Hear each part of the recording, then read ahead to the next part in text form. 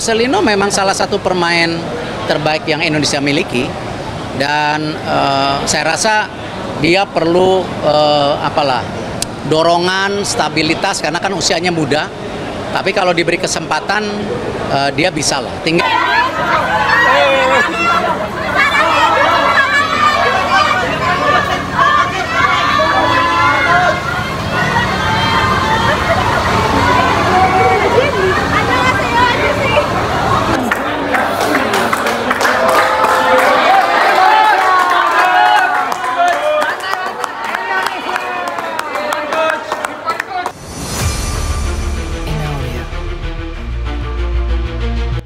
Hai semuanya, selamat datang di channel YouTube Garuda IDN.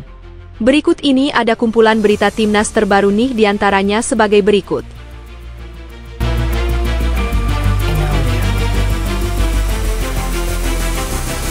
Kiper Arab Saudi Ahmed Al-Kassar mengaku telah ditipu oleh timnas Indonesia. Hal ini terjadi setelah kiper Arab mendengar kabar jika Shin Tae-yong dan Marcelino sudah gabung timnas lagi. Erick Thohir pun justru ketawa ngakak, ternyata gebrakan mendadak ini adalah taktik yang jenius. Namun sebelum lanjut ke pembahasannya, alangkah baiknya untuk tekan tombol like dan subscribe-nya ya guys. Jika sudah, mari kita lanjut.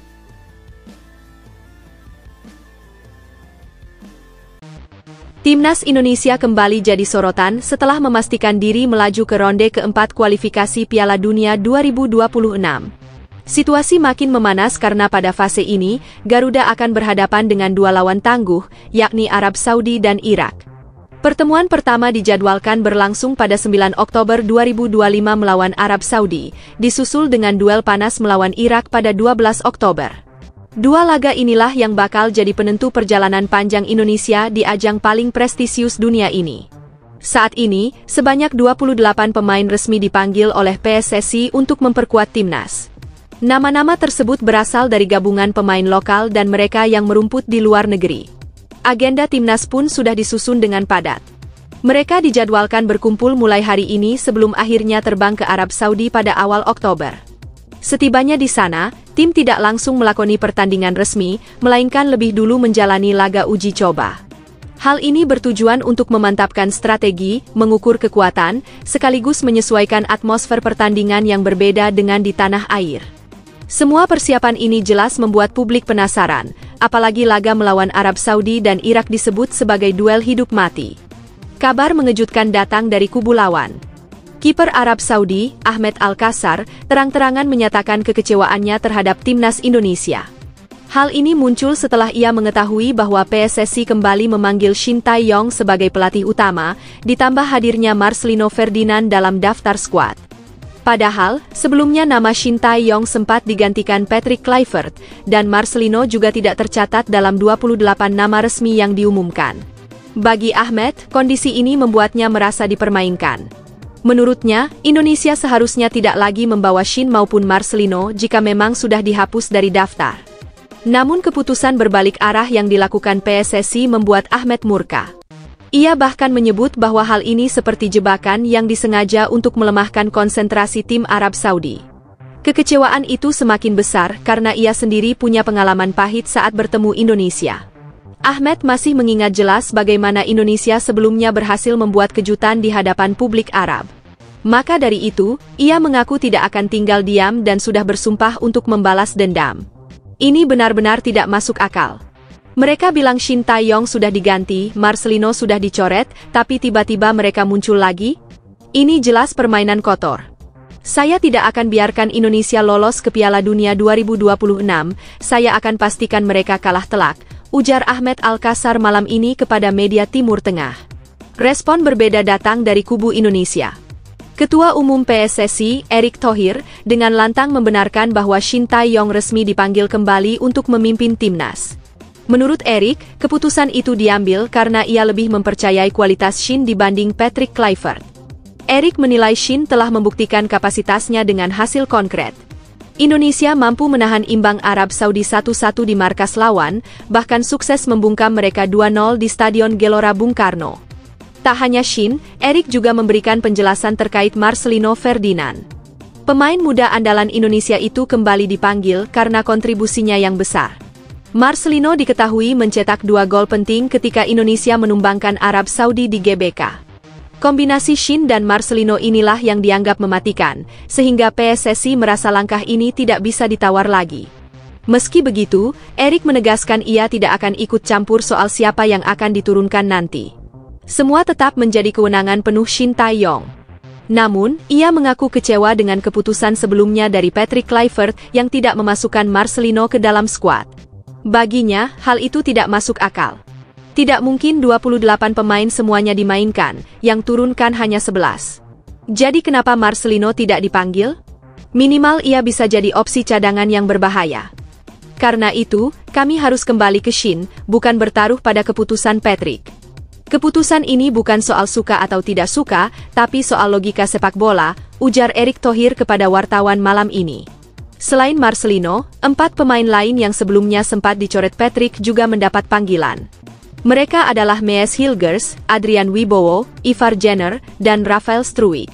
Dari keempatnya, baru Ivar Jenner, Marcelino, dan Rafael yang sudah bergabung lebih dulu. Kehadiran mereka diyakini bakal menambah kekuatan tim, terutama untuk lini tengah dan depan yang menjadi titik krusial dalam menghadapi lawan berat seperti Arab Saudi dan Irak. Selain faktor teknis, ada alasan besar mengapa PSSI akhirnya memilih kembali ke Shin Tae-yong. Pelatih asal Korea Selatan itu dikenal sebagai sosok yang anti-sogok dan anti-intervensi mafia bola. Ia bekerja dengan cara yang bersih, disiplin, dan apa adanya. Justru karena sikap itulah, Shin sering mendapat kritik tajam dari beberapa pengamat seperti Towell, Coach Justin, hingga Akmal Marhali. Sebaliknya, Patrick Kluivert dianggap punya rekam jejak yang buruk. Ia disebut-sebut pernah terjerat masalah judi, kasus kriminal, hingga meninggalkan catatan kelam ketika menangani tim lain. Kekhawatiran publik makin besar ketika Patrick dipilih. Netizen menilai peluang Indonesia bisa saja hancur jika praktik sogok-menyogok kembali menghantui. Mereka tak ingin mimpi tampil di Piala Dunia 2026 kandas hanya karena salah memilih pelatih. Terlebih, perjalanan Indonesia kini hanya tersisa 2 pertandingan krusial, melawan Arab Saudi pada 9 Oktober dan Irak pada 12 Oktober. Jika gagal, mimpi itu harus ditunda lagi selama 4 tahun. Faktor lain yang tak kalah penting adalah konsistensi. Shin telah membangun skuad Garuda sejak 2020.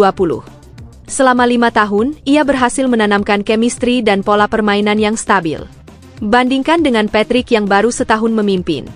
Tidak heran, banyak pihak menilai semua yang dirintis Shin akan sia-sia bila dilanjutkan Patrick. Karena itu, publik menyambut baik kembalinya Shin. Mayoritas netizen Indonesia mendukung penuh keputusan tersebut. Mereka ramai-ramai menyuarakan opini di media sosial. Saya pikir ini keputusan terbaik. Jangan sampai Indonesia dikorbankan hanya karena eksperimen pelatih asing yang tidak jelas, ujar netizen di kolom Instagram PSSI. Shin sudah membuktikan kualitasnya dari level U19, U23, hingga senior. Masa depan timnas harus tetap bersama dia, bukan Patrick, ujar netizen di kolom Instagram PSSI. Kalau sampai Patrick dipertahankan, habislah timnas. Kami tidak mau lihat lagi drama judi atau sogok di balik layar. Hanya Shin yang bisa jaga tim ini tetap bersih, ujar netizen di kolom Instagram PSSI. Keputusan mengembalikan Shin Tae-yong memang bukan tanpa alasan. Selain pengalaman panjang, Shin punya metode latihan yang unik dan keras. Ia terbiasa menerapkan pola ala militer Korea yang menuntut pemain berlari, bertahan, dan menyerang dengan stamina prima. Tidak jarang pemain mengeluh, namun hasilnya jelas terlihat. Garuda bisa bertahan hingga 120 menit tanpa kehilangan energi. Shin juga tidak segan mencoret pemain yang tidak disiplin, seberapapun populernya nama tersebut. Hal ini membuat ruang ganti lebih sehat, karena setiap pemain paham bahwa posisi di tim hanya bisa diraih dengan kerja keras. Di sisi taktik, Shin dikenal fleksibel. Ia bisa memainkan 3-5-2, 5-3-2, atau bahkan 3-4-3 sesuai kebutuhan lawan. Strategi serangan balik cepat dan lemparan jauh Arhan Pratama selalu jadi senjata andalan. Meski begitu, Shin tetap rapi dalam penguasaan bola pendek. Ia sadar betul bahwa Indonesia bukanlah tim dengan postur besar, sehingga jarang mengandalkan umpan silang atau duel udara. Pada akhirnya, publik tentu berharap strategi dan disiplin khas Shin bisa membawa Indonesia menembus Piala Dunia. Semua doa kini tertuju pada Oktober mendatang. Rafael Struijk jadi sorotan besar, 3 laga Super League belum cetak gol dan kini absen lawan Persija. Dewa United terlatih di peringkat 13, sementara Macan Kemayoran melesat ke papan atas. Rafael Struijk kembali jadi bahan diskusi hangat di kalangan pecinta sepak bola tanah air. Pemain muda ini baru berusia 22 tahun, tetapi gelombang kritik sudah deras mengarah padanya. 3 pekan kompetisi Super League bergulir, tak satu pun gol berhasil ia ciptakan. Situasi ini membuat sebagian pendukung mulai tidak sabar, seolah melupakan bahwa perkembangan pemain muda membutuhkan proses panjang, bukan hasil instan. Di tengah tekanan publik, Jan Olde Rickering selaku pelatih Dewa United memilih pasang badan. Menurutnya, Struijk punya kapasitas untuk bersinar, hanya saja perlu waktu agar kemampuannya bisa benar-benar terlihat. Rickering paham betul bahwa dunia sepak bola tidak pernah benar-benar ramah. Hari ini seorang pemain bisa dieluk-elukan, namun besok bisa langsung dijatuhkan hanya karena penampilan yang kurang maksimal. Itulah sebabnya ia mengimbau fans agar tetap memberi kepercayaan pada Struijk. Jika menengok ke belakang, karir Struijk memang tidak sepenuhnya mulus. Saat berpetualang di Australia bersama Brisbane Roar musim lalu, ia hanya bermain dalam 10 pertandingan. Dari kesempatan itu, 1 gol berhasil ia sarangkan. Catatan tersebut jelas belum cukup untuk membuatnya bersinar, tetapi setidaknya menunjukkan bahwa ia butuh konsistensi yang lebih stabil. Kini, ketika berada di Indonesia, tekanan yang ia hadapi jauh lebih besar karena ekspektasi publik juga ikut meningkat. Ironisnya, saat Dewa United bersiap menghadapi laga besar melawan Persija Jakarta pada tanggal 29 Agustus di Banten International Stadium, Struijk justru tidak bisa ambil bagian. Bukan karena cedera, melainkan panggilan untuk bergabung dalam pemusatan latihan Timnas Indonesia U23. Ia dipersiapkan menghadapi kualifikasi Piala Asia bulan September, sehingga harus absen membela klub dalam duel penting tersebut. Posisi Dewa United di klasemen sementara juga menambah kompleksitas. Dari 3 laga, mereka baru mengumpulkan 3 poin, membuat tim bertengger di peringkat 13. Situasi ini sangat kontras dengan Persija Jakarta yang tampil konsisten dan kini berada di posisi kedua klasemen dengan 7 poin dari jumlah pertandingan sama. Persija bahkan sejajar dengan Arema FC, hanya berbeda selisih gol. Kondisi ini menjadikan laga melawan Macan Kemayoran lebih dari sekadar pertandingan rutin. Bagi Dewa United, ini adalah ujian besar untuk membuktikan bahwa mereka bisa bersaing di papan atas, meski tanpa kehadiran Struijk. Kritik yang diarahkan padanya mungkin terasa tajam, tetapi Struijk masih muda dan punya ruang besar untuk berkembang. Pertanyaannya kini bukan hanya soal kemampuan, melainkan juga seberapa lama publik bersedia menunggu hingga potensi yang dimilikinya benar-benar meledak. Arab Saudi buang pemain andalan yang selalu jadi momok Indonesia, keputusan mengejutkan Hervé Renard bikin geger. Saud Abdul Hamid dicoret dari skuad padahal jadi pahlawan saat hancurkan Argentina di Piala Dunia 2022. Arab Saudi sedang diterpa isu panas menjelang dimulainya babak keempat kualifikasi Piala Dunia 2026 zona Asia. Kejutan besar hadir setelah Hervé Renard memutuskan untuk mencoret nama yang seharusnya jadi salah satu andalan di lini belakang. Sosok yang dimaksud adalah Saud Abdul Hamid, bek kanan syarat pengalaman yang selama bertahun-tahun menjadi pilihan utama tim nasional. Keputusan ini menimbulkan tanda tanya besar. Bagaimana mungkin pemain yang sudah mengoleksi 38 penampilan sejak 2019 tiba-tiba disingkirkan dari skuad? Padahal, kiprahnya di Piala Dunia 2022 Qatar masih sangat segar dalam ingatan, terutama saat Arab Saudi menumbangkan Argentina 2-1 dalam laga bersejarah. Saat itu, Abdul Hamid ikut tampil penuh dan mendapat banyak pujian. Kini, dalam hitungan bulan, statusnya berubah drastis. Yang lebih mengejutkan, pencoretan ini terjadi ketika Abdul Hamid baru saja membuka lembaran baru di Eropa. Ia dilepas AS Roma ke klub Prancis, RC Lens, dengan status pinjaman. Di Ligue 1, dirinya langsung mendapat kesempatan tampil, meski sebagai pemain pengganti. Dari pekan pertama hingga pekan ketiga, ia tetap mendapat menit bermain, termasuk saat menghadapi Brest.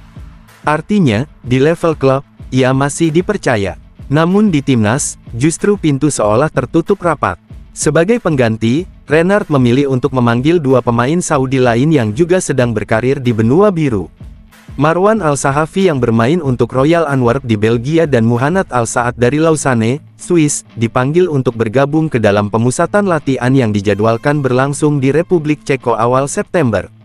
Dari 3 pemain abroad, hanya Abdul Hamid yang tidak masuk hitungan, sebuah fakta yang membuat publik kian heran.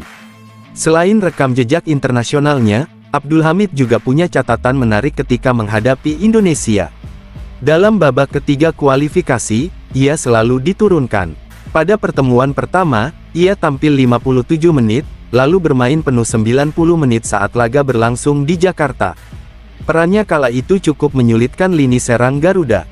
Kini, sosok yang sempat dianggap sebagai momok justru tidak akan hadir dalam 2 laga krusial berikutnya. Keputusan ini memunculkan pertanyaan besar. Apakah Renard berani mengambil risiko menghadapi Irak dan Indonesia tanpa kehadiran salah satu bek paling berpengalaman? Atau justru langkah ini sudah diperhitungkan matang sebagai bagian dari strategi generasi? Yang jelas, keputusan mencoret Abdul Hamid sudah membuat atmosfer jelang pertandingan semakin panas dan penuh teka-teki. Mauro Zelstra resmi jadi WNI, Garuda Muda dapat mesin gol baru yang siap menggebrak. Tapi sayang, debutnya di kualifikasi Piala Asia U23 malah terancam gagal tampil. Dunia sepak bola Indonesia kembali mendapat kabar menggembirakan dari Belanda. Seorang penyerang muda penuh bakat, Mauro Niels Zelstra, resmi mengikrarkan sumpah WNI di Kedutaan Besar Republik Indonesia di Den Haag. Proses naturalisasi yang dinantikan publik itu akhirnya rampung pada Jumat, tanggal 29 Agustus dan sontak menjadi perbincangan hangat di kalangan pecinta Garuda Muda. Bagi banyak orang, kehadiran Zelstra membawa optimisme baru. Striker berusia 20 tahun tersebut bukan sosok asing di kancah junior Belanda. Musim lalu, ia mampu menorehkan 17 gol di level usia muda, torehan yang memperlihatkan ketajamannya di kotak penalti. Walau menit bermainnya di kasta kedua Belanda belum terlalu banyak, potensinya sebagai calon predator gol diyakini sangat besar.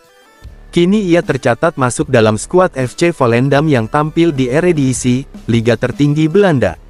Namun, di balik kabar gembira itu, ada sedikit kekecewaan. Mauro belum bisa langsung memperkuat timnas U23 di kualifikasi Piala Asia yang akan berlangsung awal September. Hal ini terjadi karena regulasi AFC mewajibkan pendaftaran pemain dilakukan maksimal 10 hari sebelum turnamen dimulai. Status WNI yang baru ia dapatkan membuat namanya terlambat untuk dimasukkan ke daftar resmi. Andai saja bisa tampil, lini depan Garuda Muda tentu semakin menakutkan. Saat ini, sudah ada penyerang-penyerang muda yang cukup berpengalaman seperti Hoki Caraka dan Rafael Struijk, 2 pemain yang bahkan sudah mengoleksi caps bersama tim senior. Belum lagi Jens Raven yang tampil fenomenal di ASEAN Cup U23 beberapa bulan lalu dengan torehan gol impresif. Kehadiran Zelstra akan menambah variasi serangan, menjadikan lini depan Indonesia lebih fleksibel sekaligus tajam. Gerald Vandenberg selaku pelatih tentu merasa senang dengan bertambahnya opsi pemain di sektor ofensif. Dengan Zelstra di dalam skuad, lawan-lawan seperti Korea Selatan, Laos, dan Makau yang tergabung di grup J, akan semakin kesulitan membaca pola permainan Indonesia. Apalagi laga-laga kualifikasi nanti akan berlangsung di Stadion Gelora Delta, Sidoarjo, dari tanggal 3 hingga tanggal 9 September tahun 2025. Dukungan publik tanah air diyakini akan menambah semangat skuad muda Garuda. Meski belum bisa langsung diturunkan, Mauro tetap dianggap sebagai aset jangka panjang bagi timnas Indonesia. Darah Belanda Indonesia yang mengalir di dirinya membuat perjalanan ini terasa begitu emosional.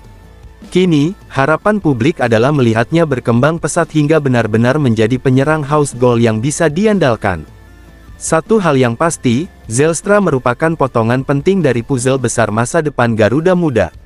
Tinggal menunggu waktu untuk melihatnya benar-benar meledak di pentas Asia. Mauro Zelstra resmi jadi WNI, Menteri Hukum RI langsung turun tangan di Belanda. Striker 188 jam bisa tampil lawan Taiwan dan Lebanon, Garuda punya senjata rahasia baru. Sebuah babak baru untuk sepak bola Indonesia resmi tercatat di Den Haag, Belanda, pada Jumat malam, tanggal 29 Agustus. Di hadapan pejabat tinggi negara, Mauro Nils Zelstra, penyerang muda FC Volendam yang memiliki postur 188 cm, mengucapkan sumpah sebagai warga negara Indonesia. Proses ini disaksikan langsung oleh Menteri Hukum dan HAM, Dr. Supratman Andi Aktas, yang hadir bersama Sekretaris Jenderal Kementerian Hukum Niko Afinta serta Duta Besar RI untuk Belanda, Maier Vas. Menariknya, momen tersebut tidak hanya menghadirkan Zelstra. Ada pula 3 pesepak bola wanita yang ikut diresmikan sebagai warga Indonesia. Mereka adalah Pauline Jeanette van de Poel, Isabel Koryankov, dan Isabel Notet. Ketiganya diproyeksikan untuk memperkuat timnas putri Indonesia di masa mendatang. Dalam pidatonya, Menteri Supratman menegaskan bahwa naturalisasi ini bukan sekadar proses hukum administratif, melainkan bukti komitmen untuk mengabdi kepada bangsa dan memberi kontribusi nyata di lapangan hijau. Pertanyaan yang kemudian menyeruak adalah apakah Mauro bisa langsung diturunkan oleh Patrick Kluivert ketika Indonesia menghadapi Taiwan pada tanggal 5 September dan Lebanon 3 hari berselang. Dengan usia baru 20 tahun, tubuh jangkung, serta naluri mencetak gol, ia dianggap memiliki modal besar untuk menjadi senjata baru Garuda di lini depan. Padahal, rencana awal menempatkan Zelstra di skuad U23 yang akan berlaga di kualifikasi Piala Asia U23 di Sidoarjo pada 3–9 September. Sayangnya, proses administrasi membuatnya gagal masuk daftar. Paspor Indonesia miliknya baru rampung setelah batas pendaftaran resmi AFC pada tanggal 24 Agustus lewat. Akibatnya, peluang tampil di ajang usia muda pun tertutup. Kondisi tersebut justru membuka jalan baginya untuk langsung menembus tim senior. Jika Kluivert memberi kesempatan dan Mauro mampu menunjukkan kualitasnya, debut pada FIFA Matchday September bisa menjadi pintu gerbang karir internasional yang lebih besar. Bahkan, tidak tertutup kemungkinan dirinya ikut serta dalam skuad yang akan tampil di ronde keempat kualifikasi Piala Dunia 2026 pada Oktober mendatang. Bayangkan, seorang penyerang yang baru saja meresmikan status WNI bisa langsung terjun ke laga sekelas kualifikasi Piala Dunia. Publik pun dibuat antusias sekaligus penuh harap. Mauro Zelstra bukan sekadar pemain diaspora baru, melainkan simbol dari keseriusan Indonesia dalam memanfaatkan talenta keturunan. Jika ia mampu menjawab ekspektasi tinggi sejak debutnya, maka timnas Indonesia akan mendapat tambahan amunisi segar untuk menantang kekuatan besar Asia di masa depan.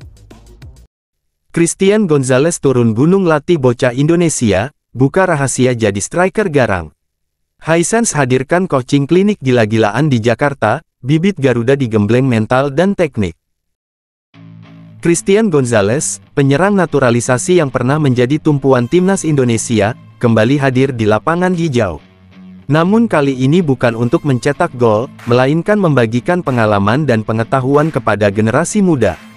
Pemain yang akrab dipanggil El Loco itu, dengan catatan 32 penampilan dan 13 gol bersama Garuda, kini mengabdikan dirinya lewat peran baru sebagai mentor sepak bola usia dini. Di usianya yang sudah 48 tahun, Gonzalez tetap terlihat penuh energi. Senyumnya merekah ketika menyaksikan antusiasme anak-anak yang berlarian, menggiring bola, lalu mendengarkan setiap nasihat darinya. Ia berulang kali menekankan bahwa teknik memang penting, tetapi mental adalah kunci utama. Tanpa mentalitas yang kuat, bakat setinggi apapun bisa tenggelam di tengah tekanan kompetisi. Kegiatan yang digelar di Jakarta pada Selasa, tanggal 8 Juli itu berlangsung dalam rangkaian program coaching klinik bertajuk Own the Moment, Build the Future. Acara ini diprakarsai oleh Hisense, sebuah merek global yang dikenal sebagai mitra resmi FIFA Club World Cup. Alih-alih sekadar meluncurkan kampanye promosi, mereka memilih langkah nyata dengan mendatangkan sosok legenda untuk berinteraksi langsung dengan anak-anak Indonesia.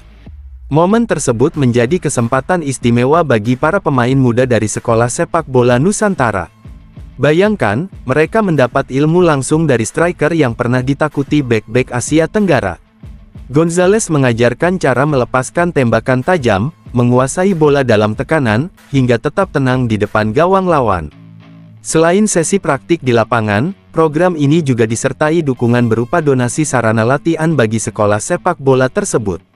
Dengan adanya fasilitas tambahan, diharapkan anak-anak bisa terus mengasah keterampilan mereka setelah sesi singkat bersama sang legenda berakhir. Hisense sendiri menegaskan bahwa inisiatif ini merupakan bagian dari komitmen sosial perusahaan. Selama ini mereka memang dikenal di bidang elektronik dan peralatan rumah tangga, tetapi melalui program semacam ini, mereka ingin berkontribusi pada pembangunan olahraga Indonesia. Bahkan sebelumnya, mereka telah menggulirkan program Football for Schools yang menjangkau puluhan kota di berbagai daerah. Bagi Gonzales, kegiatan semacam ini jangan hanya dipandang sebagai seremonial. Ia percaya, bila pembinaan dilakukan serius sejak usia muda dengan penekanan pada mentalitas yang benar, maka masa depan sepak bola Indonesia bisa jauh lebih cerah. Hari itu, di bawah teriknya matahari Jakarta, anak-anak berlari mengejar bola sambil membawa mimpi besar. Dan mereka melangkah dengan rasa bangga, karena baru saja belajar langsung dari seorang legenda hidup.